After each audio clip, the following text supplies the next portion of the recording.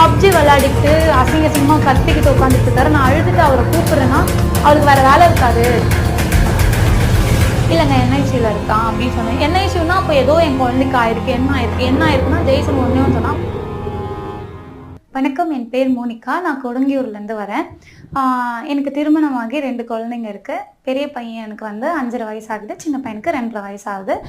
என் கணவன் பேர் வந்து ஜெய்சன் ஜேக்கப். நான் என்ன படிச்சிருக்கேன் அப்படின்னு பார்த்தீங்கன்னா, டிப்ளமோ முடிச்சிருக்கேன். நான் வந்து லேப் டெக்னீஷியனாக ஒர்க் பண்ணிகிட்ருக்கேன். ப்ரெசென்ட்டாகவே நான் ஒர்க் பண்ணிகிட்ருக்கேன்.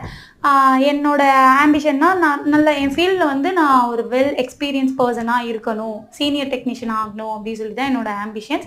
ஸோ கொஞ்சம் படிப்படியாக போயிட்டுருக்கேன். அதே மாதிரி வந்து நான் ஒரு இன்ஃப்ளூயன்சராகவும் இருக்கேன். ஒரு சேனல் நாங்கள் ரன் பண்ணிகிட்ருக்கோம். அண்ட் அதுக்கப்புறம் பார்த்திங்கன்னா, நான் ப்ராப்பரான ஒரு மதரும் கூட, அண்ட் வந்து ஒரு ப்ராப்பரான டாட்டர் அண்ட் ஒய்ஃபாகவும் நான் வந்து என் லைஃப்பை ரன் பண்ணிகிட்ருக்கேன்.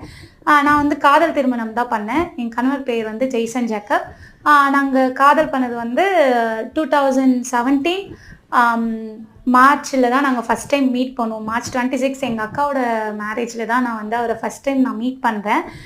எங்கள் சின்ன அக்காவோட ஃப்ரெண்ட் அவங்க. ஸோ அப்படி தான் மீட் பண்ணி ஃப்ரெண்டாகி, அதுக்கப்புறம் அப்போவே அவர் வந்து ஒரு லவ் பிரேக்கப்பில் இருந்தார். ஸோ அந்த டைம் நானும் அவரும் ஃப்ரெண்டாகி அப்படியே லவ் பண்ண ஆரம்பித்து கொஞ்சம் எங்களோட 1 இயர், கரெக்டாக 1 இயர் 1 மந்த் நாங்கள் லவ் பண்ணோம். 2018 நானும் அவரும் கல்யாணம் பண்ணிக்கிட்டோம். கல்யாணமே எங்களுக்கு ஒரு பிரச்சனையில் தான் நடந்துச்சு. ஏன்னா அவர் அப்போவே வந்து கொஞ்சம் நிறைய பொண்ணுங்களை கிட்ட இருந்து அப்படியே டைவர்ட் ஆகி பிரேக்கப் அப்படி இப்படின்னு போச்சு. பட் நான் வந்து ஸ்டெடியாக இருந்தேன், கல்யாணம் பண்ணால் அவனை தான் கல்யாணம் பண்ணோம் அப்படின்னு சொல்லி. ஸோ அதுக்கப்புறம் நாங்கள் கல்யாணம் பண்ணோம். கல்யாணம் பண்ண உடனே கடவுளோட கிருபையில் எனக்கு பெரிய பையன் பிறந்தான். ரொம்ப ஆசையாக அன்பாக வளர்த்தோம். நான் வந்து ஒர்க் பண்ணிட்டு தான் இருந்தேன். அது வரைக்குமே நான் ஒரு ஹாஸ்பிட்டலில் நான் ஒர்க் பண்ணிட்டு தான் இருந்தேன். பெரிய பையன் பிறக்கும் பொழுது, கல்யாணம் ஆன பிறகு நான் வேலையை விட்டு ஸ்டாப் பண்ணிவிட்டு நான் வந்து ஹவுஸ் ஒய்ஃபாக இருக்க ஆரம்பித்தேன். ஏன்னா எங்கள் அம்மா அப்பா சப்போர்ட் கிடையாது, அவங்க வீட்லேயும் அவங்க அம்மா அப்பா யாரும் சப்போர்ட் கிடையாது. நாங்கள் கல்யாணம் பண்ணது வந்து 2 வீட்டுக்கும் எதிர்ப்பு இருந்தது. ஸோ என்கிட்ட எங்கள் அம்மா, எங்கள் அத்தை, என் தம்பி மட்டும் தான் பேசிகிட்டு இருந்தாங்க. அப்பாவும் அண்ணனும் பேச மாட்டாங்க. அண்ட் அதுக்கப்புறம் அவங்க வீட்டில் வந்து அவங்ககிட்ட எல்லாருமே பேசுவாங்க, ஜெய்சன் கிட்ட எல்லாருமே பேசுவாங்க, என்கிட்ட யாரும் பேச மாட்டாங்க.